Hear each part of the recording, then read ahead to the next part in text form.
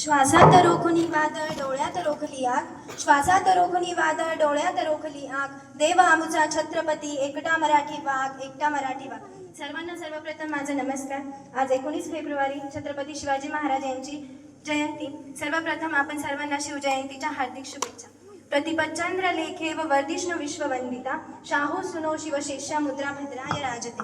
मुद्रा छत्रपती शिवरायांना, रयतेच्या राजाला, ज्याच्या भक्तीला जोड नाही, शौर्याला तोड नाही, जो अथांग आहे सागरा समान, ज्याचे छत्र म्हणजे आभाळा समान, जो जळत्या सूर्याची शान, मराठी मनाचा धगधगता स्वाभिमान, आणि काळीज आहे सह्याद्री ज्याचं, शिवशंभूचा अभिमान, महाराष्ट्राच्या देवराज्याचं पहिलं स्थान, मराठ्यांचा जो भव्य आसमंत आहे, कृपावंत आहे, दयेचा वसंत आहे, ज्यांच्या कुशीतून स्वराज्याचे स्वप्न उद्यास आलं, त्या राजमाता राष्ट्रमाता जिजाऊ साहेब.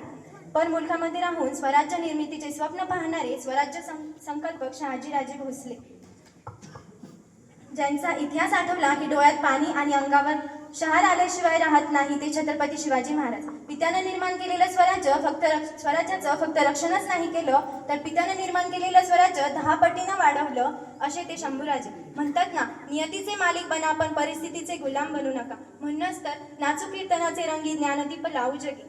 कीर्तनाच्या माध्यमातून समाज प्रबोधनाचे कार्य करणारे संत तुकोबराय. शब्द हे शस्त्र समजून विषय बुद्धीच्या अभंगातून समाज प्रबोधनाचे कार्य करणारे संत नामदेवराय. दिवसभर हातात झाडू घेऊन गाव स्वच्छ करायचं आणि रात्री कीर्तनाच्या माध्यमातून लोकांचं डोकं स्वच्छ करायचं, असे काम ज्यांनी केलं ते म्हणजे संत गाडगेबाबा. शिक्षणाची गंगा गोरगरिबांच्या घरापर्यंत पोहोचविणारे संत डॉक्टर कर्मवीर भाऊराव पाटील.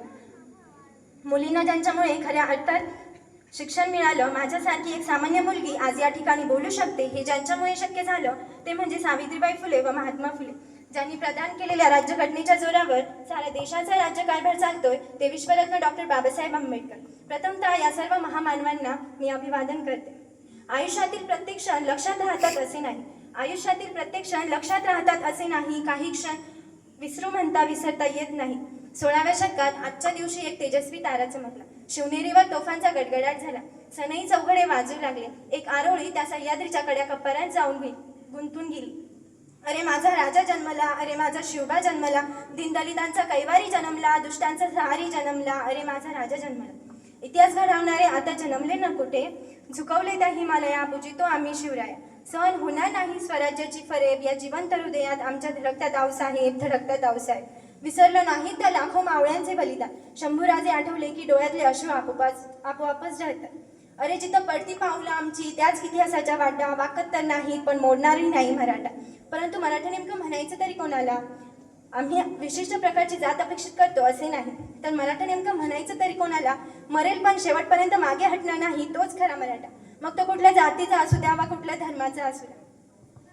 65 किलोची तलवार वागवतो त्याचं नाव येसाजी, 2000 शत्रूंशी एकटा झुंजतो त्याचं नाव बाजी, हात तुटला तरी शत्रूंशी झुंजत राहतो त्याचं नाव तानाजी, 8 तासात घोडा दिल्लीवरून आग्र्याला पुण्याला घेऊन येतो त्याचं नाव संताजी, शत्रूच्या छावणीत घुसतो आणि छावणीचा मुकुट तोडून आणतो त्याचं नाव धनाजी, ढाण्या वाघाला सामोरे जातो त्याला उभा फाडतो त्याचं नाव संभाजी, आणि या सगळ्यांना एकत्र घेतो आणि स्वराज्याचं तोरण बांधतो त्याचं नाव शिवाजी.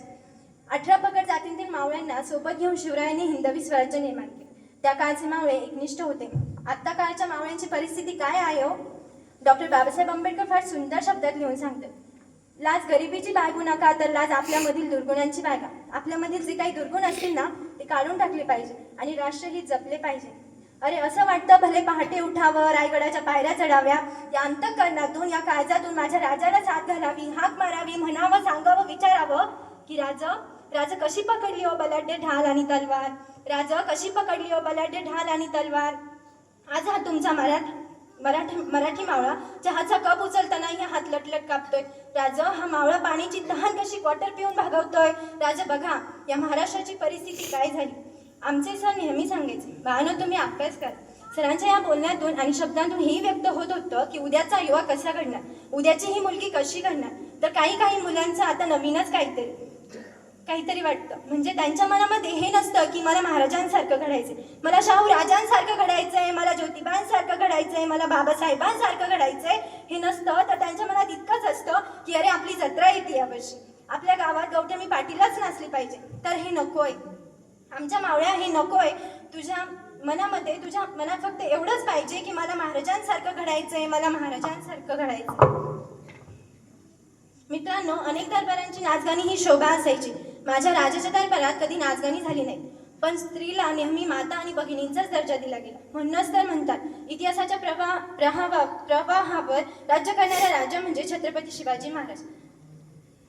आले किती गेले किती उडून गेले भरारा, आले किती गेले किती उडून गेले भरारा, संपला नाही आणि संपणारही नाही माझ्या शिवबांचा दरारा, माझ्या शिवबांचा दरारा.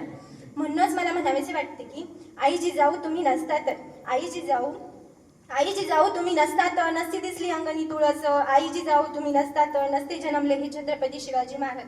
काशी की कला जाती मथुरा में पंचन बसती, अगर एक शिवा नहीं होता तो सबकी सुन्नत हो जाती, तो सबकी सुन्नत हो जाती. आता सर्वांनी माझ्या मागे घोषणा द्यायची आहे. प्रौढ प्रताप पुरंदर क्षत्रिय कुलावतंस सिंहासनाधीश्वर राजाधिराज महाराज श्रीमंत श्री श्री श्री छत्रपती शिवाजी महाराज